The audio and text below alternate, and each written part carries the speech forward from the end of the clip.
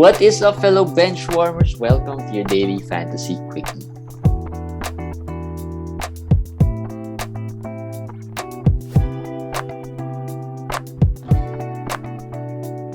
What's up, guys? Welcome to your fantasy quickie. My name is JJT, and with our Commish Eric. 10 games today on the slate. Lots of good games. Lots of nice performances as well. And yeah, but lots of injuries too. How was your day? How was your... Nothing good. I'm frustrated with fantasy right now. just not my year, I guess. Well, Jonas Valanciunas didn't play today. I still am out. Basically, everybody who was a surprise scratch is one of my players. Will Barton is another player who didn't play today. Both of them have illness-related thing, and both are important to me. So, not good so far. Valanciunas has been really solid this year, so I think him sitting out could be a big blow as well to lots of. I have another team with Valanciunas. I actually have two. One is trailing, the other one got caught up already, so that's good. At least got it close to my matchups. But overall, relatively, I'm happier in the sense that lots of my teams are getting healthier because over the past few weeks, they haven't been. So hopefully, I'm keeping my fingers crossed because I'm making some moves there, trying to solidify my playoff slot in a lot of these leagues. Let's talk about injuries. SGA is one player, the major player who got injured today, an ankle injury. And he's my player. So he is also my player in one league. It's a 16-team league. It's not his fault. Ankle injuries can happen. It's just that again with SGA, when he gets an ankle injury, there's just no incentive to rush him, I guess. Yeah. As we always say. So he might miss games. It didn't look good when it happened. It doesn't look like a very mild one. So he probably will miss some games for the Thunder. Yeah. Hopefully, if in case he misses some games, he'll come back. It won't be too long. Plus, secondly, it won't be too far out, right? Like, we've always had this SGA shutdown scare every year because of the team he is in. And he's been playing well. He's been playing great over the past few weeks. Yes. So I'll put it this way for all of you. SGA has to be 100% healthy for you to be safe. Because if he has a little anything that he feels, sore or whatever, which is normal nowadays, sore knees or ankles or whatever, he's gonna miss games. That is the knock on SGA, which is valid, which is really what is happening. So he has to be 100% healthy, and that is a big burden on fantasy managers to always pray for 100% healthy guy. When if he's not really that a Wolverine, Iron Man kind of a guy anyway. Yeah, that's a challenge because there's really no incentive there.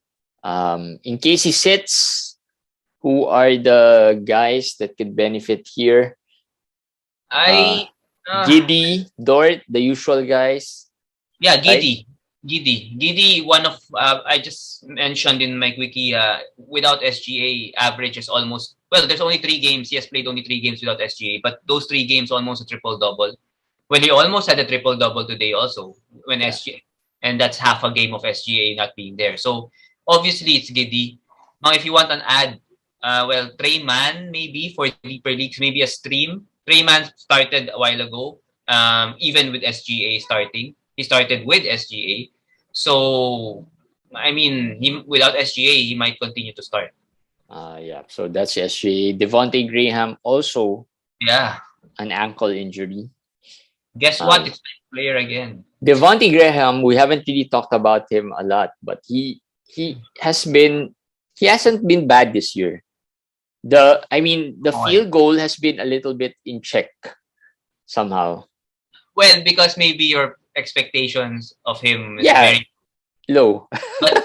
but he's bad. I own him, so I can tell you that he's very frustrating to own. I almost I was almost about to drop him at some point this season, but I've kept him. But the problem with him is he's always been in the injury report, sore Yeah, ankle that's and true. or Yeah. whatever. And today's injury is the knee, and it happened at the end of the game. So I don't know if it's serious or not. But because it's at the end of the game, we didn't have a chance to see if he could come back or not. So, but given it's a back-to-back tomorrow, and given that how his body seems to be breaking down, it's not far-fetched to think that he will be Sit missing. out. Yes, he will sit out. Yeah, and in case he sits out, Jose Alvarado Yeah, the guy with benefit here. Could benefit here in terms of replacing Devontae Graham for that game. KPJ was out due to COVID. Yeah, and So I just pieced together that he was out because of non-COVID, and then later on he was put into COVID protocols. So clearly the non-COVID thing was apparently COVID. So he has symptoms for sure, and he tested positive for sure. So he could be out, the max, which is the 10 days. Yeah. 10 days probably. that also makes me wonder about Jonas Valanciunas because he's been, Don't say bad. I was just I was not I even was thinking mentioning it about anymore. that a while ago, even this morning, because it happened to him already once, right? It happened to him once. What? Really, that he got a non-COVID Oh yeah. test and then later tested positive and got into protocols. I'm not sure, of course, if this is Did he? the same Oh thing. yeah. He tested positive. Yeah, he had non-COVID illness and then he sat out a few games and then he came back, I think, a game and then went Then- out again because he tested positive. So Then it's not That's not COVID. He's probably still no, he immune. tested positive after and then he Yeah, but- got into protocol. It was just a month or two ago. He's still immune.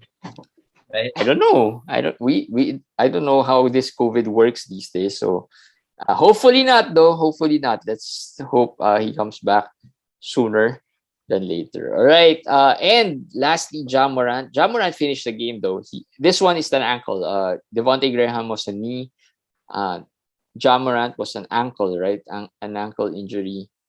But he finished the game with a triple-double. Yes. So not sure if you're gonna be worried, but again, it's a back-to-back game. So At least if you're worried, you're just gonna be worried for tomorrow. But I don't think he's gonna miss. I mean, Ja Morant heals very fast, as we can see with the MCL sprain. But I posted something today. I did say that Memphis doesn't have a good playoff schedule. So just a nugget there for you guys to think about. If you own Ja Morant, they don't have a 4-game. They only have 1 4-game week, I think, from week 19 to 23. So you have to be careful with that. yeah. So Ja Morant injured. In case he misses tomorrow's game, Bain, Melton. Is Tyus Jones back? No, not yet. So no Tyus Jones yet. Melton, Bain could be the beneficiary there without Ja Morant. All right, let's talk about some bye players other than Melton and Willie Hernan Gomez. We talked about Willie Hernan Gomez in our FS podcast. And yeah, if Valanciunas is out tomorrow, he is definitely a sure play. Sure stream. So Yes, I've seen some leagues wherein Hernan Gomez is still available. But yeah, he is a sure play if Valanciunas. That's the only thing. No one wants to add him because you waste an ad if Jonas Valanciunas doesn't play. Yeah. If he plays, he's gonna be a big help for you. I think high risk, high reward. The problem is we're at the tail end of the week, so it's kind of too risky sometimes to add him and then not get anything. So maybe they're gonna go for the lower ceiling but safer place. Yeah. For tomorrow. The only reason why you add him is maybe if you have 3 moves left for the next 2 days. Yeah. Use 1 move. See and also if your settings is daily to day, that could help you. In case he doesn't play, you just drop him and pick up another player. So other bye players, Chuma Okiki. Chuma has been playing very well actually for a long time already. For the whole year. Whole January. Not the whole season, whole January. And he just averaged almost 3 3-pointers and almost 1.8, 1.9 steals. So been top 80 this year. So remember when Chuma came back, we were all picking him. People were picking him because of how he did last year. So it took a while, but he seems to be healthy and peaking at this point. Even with Bamba and Wendell Carter there, he came off the bench. He was still playing well. So I think he's a good add, Chuma. Yeah. KJ Martin, another good ad, played well today. And couldn't have more time without KPJ, I guess. No, I think KJ is more deep league guy. Monitoring. His minutes are still 25, 22, 21, but he has been scoring in double digits for the past 3 games. So if you're in a deep league, maybe 16, 18 team league, you can add him and see if he can continue this because he's young. Last year he was good.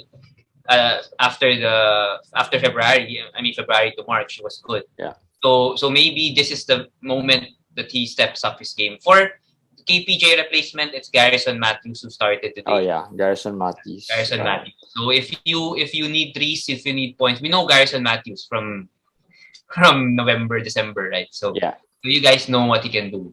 I think that also. Yeah, but another player who has been a popular ad is Gabe Vincent because without Kyle Lowry, who is still out. I think this is the 5th or 6th game he's gonna be out. Out for 2 weeks. 2 weeks, yeah, 2 weeks. And it's personal reasons, and I read that it's because his wife was gonna give birth, but it's 2 weeks already. So I guess he's taking a paternity leave or something. I don't know because I guess it's different for different people, but. Or I guess he maybe took some rest as well. Given I think it's his first kid. I'm not sure. So it's when it's your first kid, you are more excited. Yeah.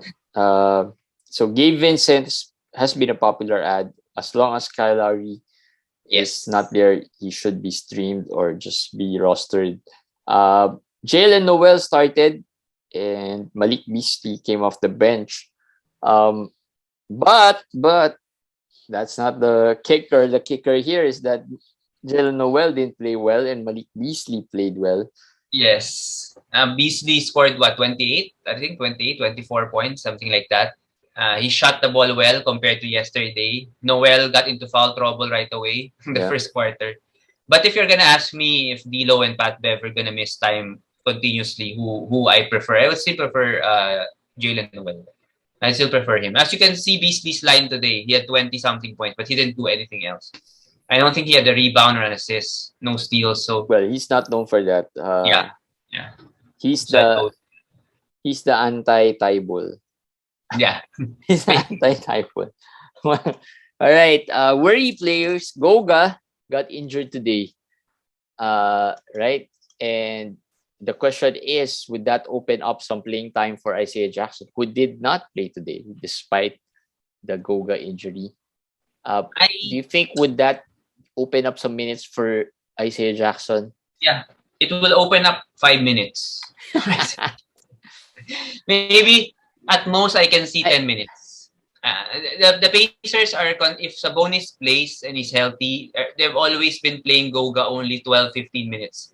And Jackson, I think they'll rather play Brissett as a small ball, 5 at times, and sometimes Jackson. So I don't really see major minutes for Jack. Yeah, but literally, it will open up minutes for him around that much. Well, unfortunately, today it did not open up any minutes.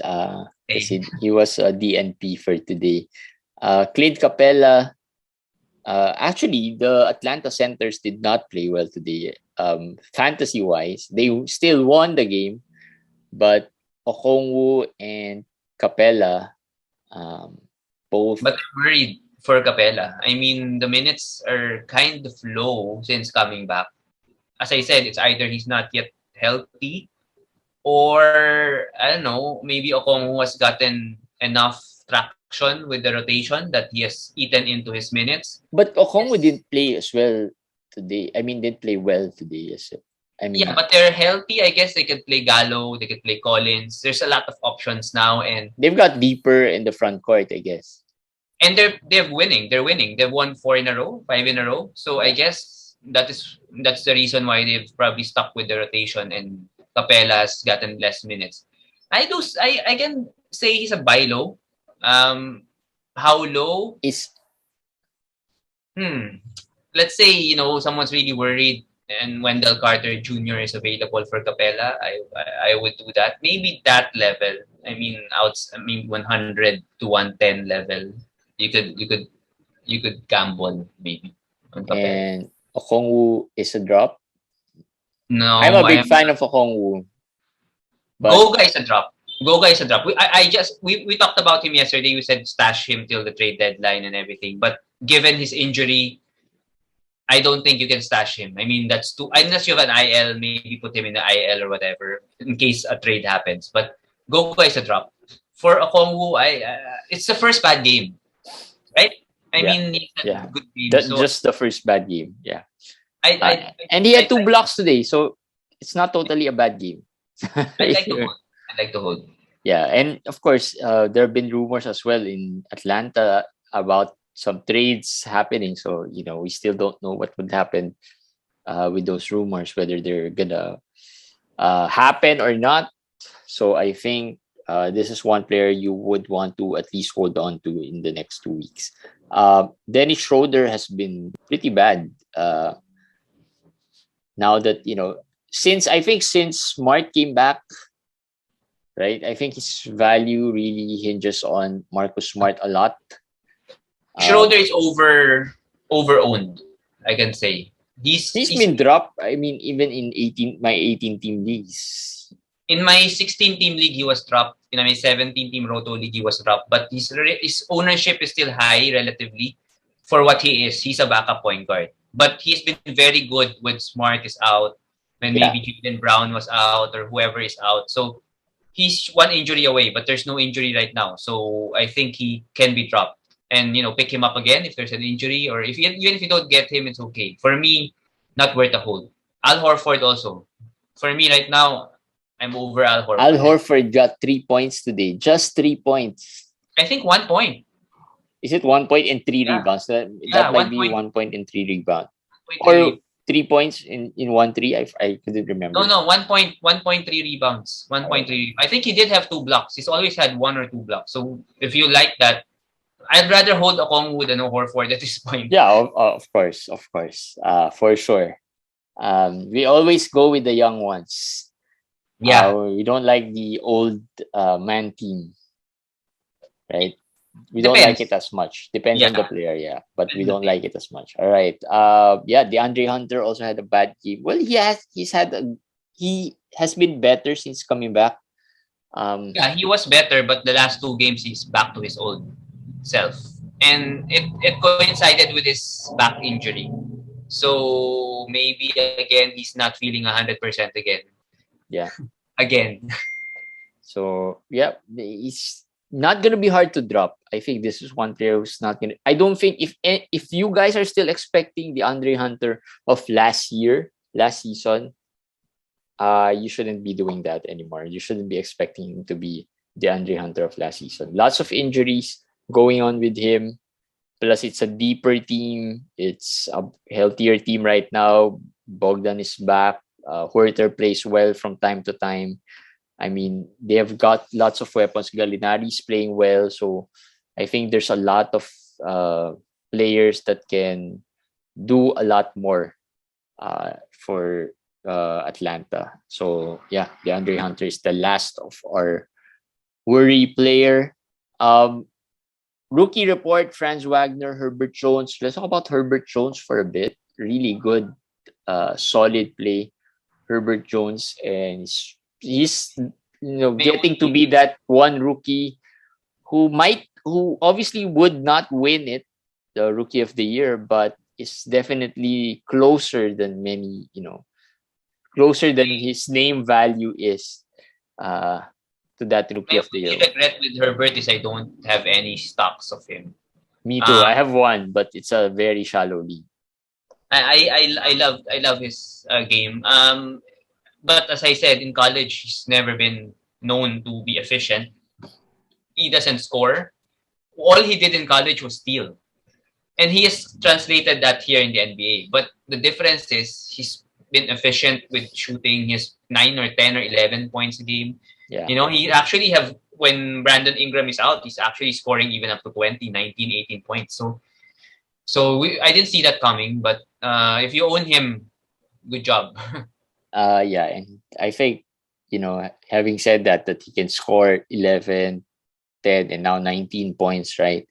This is what Philadelphia, I think, should hope for Tybalt to be later on, right? I mean, not now, because he's really not known as a scorer. Well, Herbert Jones is known as a scorer, but he has been scoring. So, and Herbert Jones was not a freshman who went to the NBA. He played 4 years in college. So you can say, I mean, it's not as if he developed late or whatever, or he's still young. He's played 4 years in college, and in college, his highest average was 9 points. Before the senior year, he was averaging 4 points a game.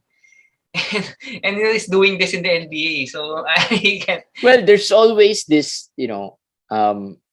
rookies coming in wherein they finish college. They are usually more ready or, better equipped. Yeah, to adjust faster to the NBA pace. Players like Duarte, players like him. Franz Wagner. Franz Wagner was a junior, 3-year player in college who's never been known as a scorer. Yeah. But I just posted that he has 24 today, 24 points. That's the 8th 20-point game, the highest among rookies this year.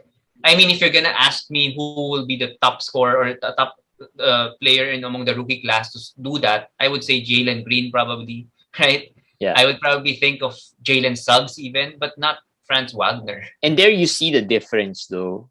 You look at Jalen Green, he wasn't really gotten into college or played, organized ball a lot, right? Just the Ignite team. He's having a harder time to adapt, to adjust. He can be bullied around by some of these big guys, right, of the NBA. But yeah, of course, he's a talent as well. They drafted him for the potential. But if we're talking about now, there is an advantage if you go through 3 to 4 years of college and move into the NBA. But just to add to that, Jalen Green, if ever there's a time for him to finally get going, now that KPJ is out, there's a big chance because the last time KPJ was out, he was also out. So this is the time that he's alone. Today he had 17, 5, and 5. So that's the first time he had 5 assists. So that's worth looking, monitoring. Let's see if we can get going with KPJ out. Yeah. Feel good. Let's talk about Jaren Jackson. 6 blocks, 12 blocks in 2 games. Actually, 40. Actually, it's already, I think 50 blocks this month. As far as I know, around close to 50 this month already. Crazy. And he's basically Miles Turner last year, right? What he's doing now. Yeah. But the past 2 games, 6 blocks. I mean, unheard of, and he's been playing well. Memphis has been winning as well, so I think the role has been set. Do you own Jaren Jackson? No, not even one. I own a lot of Jaren Jackson, and actually, you would say you're happy. I would say if you own him, you would know that you're not totally happy because he does have a lot of problems. Flaws. Yeah. He always gives me 3 out of 13, 2 of 14. Well, and then not much rebounds. So he's the younger Miles Turner. Well, Miles doesn't shoot that bad. I mean, Jaren Jackson shoots really bad for a big guy. So but that's why I always, in my write-ups, I always say that if you don't need blocks, if you're not strong in blocks, Jaren Jackson is useless to your team. You better cash in. Trade him because there's premium for blocks for bigs, right? You cash in, get. And he is a very easy player to trade. I mean, the value is high, the name value is high, and like this, if he's done 12 blocks in 2 games, I mean, everyone would want him. A lot of managers would want him. If for me, a player I'm thinking of right now, if you don't need the blocks, I'm gonna go for Jonas Valanciunas. I'm going to go for swapping Jaren Jackson for Jonas Valanciunas. Your field goal goes up right away. You get rebounds. You lose blocks, but since you don't want blocks, it's perfect. And the points is also there, right? Yeah. And the blocks are, it's far off, but Jonas Valanciunas is not a player who can't block, right? He can block. But of course, it's not Jaren Jackson level, I guess. Yeah.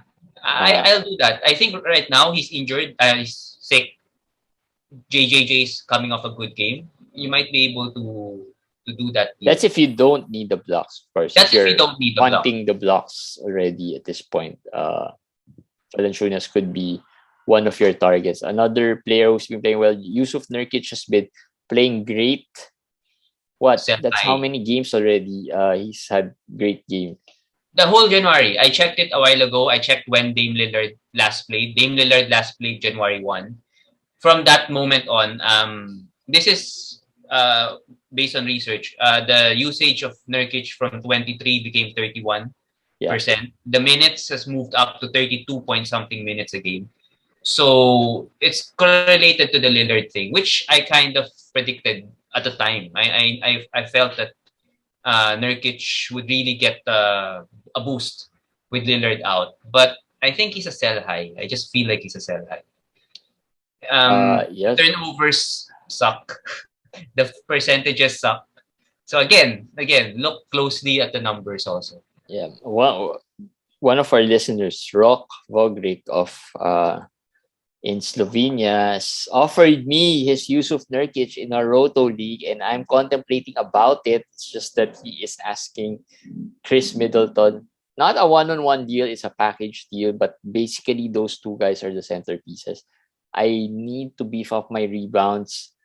In a similar situation in my Roto League, I'm trying to give Nurkic up for Jaren Jackson Jr.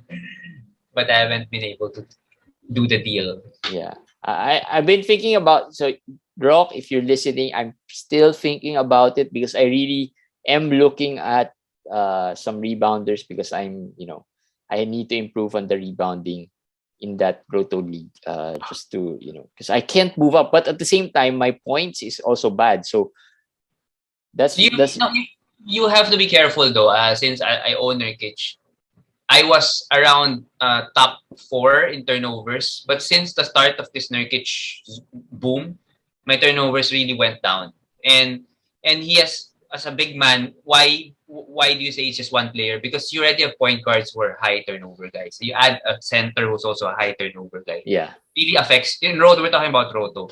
So the person who I'm trying to trade him to is one of our friends, Han Go. I hope he's not watching. So because I'm obviously explaining why he should not get Nurkic, but I hope he accepts my deal. Yeah, but Jusuf Nurkic in a head-to-head matchup, I'm sure managers would be happier with this. Forget about the turnovers. As long as he can produce this, that's fine. In head-to-head, though, sometimes like I said, sometimes the turnovers are just an afterthought. You just think about it later on because it's really a hit or miss thing as well. Sometimes low turnover guys can get 3-4 turnovers in one game, right? So, but of course, there are those players who are really bad at turnovers. Players like KPJ, players like James Harden, players like Russell Westbrook. Those guys will be in their point guard. So, but for me, sell high on Nurkic. Just try. I know he's good, but there are better options. So if you can go better, why not? So try to sell high. Yeah. All right. On that note, that's it for our daily fantasy quickie. In case you are also playing DFS, we have a new podcast that's out in collaboration with Hall of Fame DFS. It's called Courtside DFS. It's available on YouTube only. So just in case you are you want to learn more about DFS play, or you want to know players to pick, players to avoid, games to avoid, games to target, we give out some tips. It's a shorter episode, not much discussions, just a little discussion, but yeah, hopefully it's gonna be helpful for you guys. All right, that's it for Daily Fantasy Quickie. It's the weekend. Happy weekend to everyone. and we'll see you again tomorrow. Bye. Bye, guys.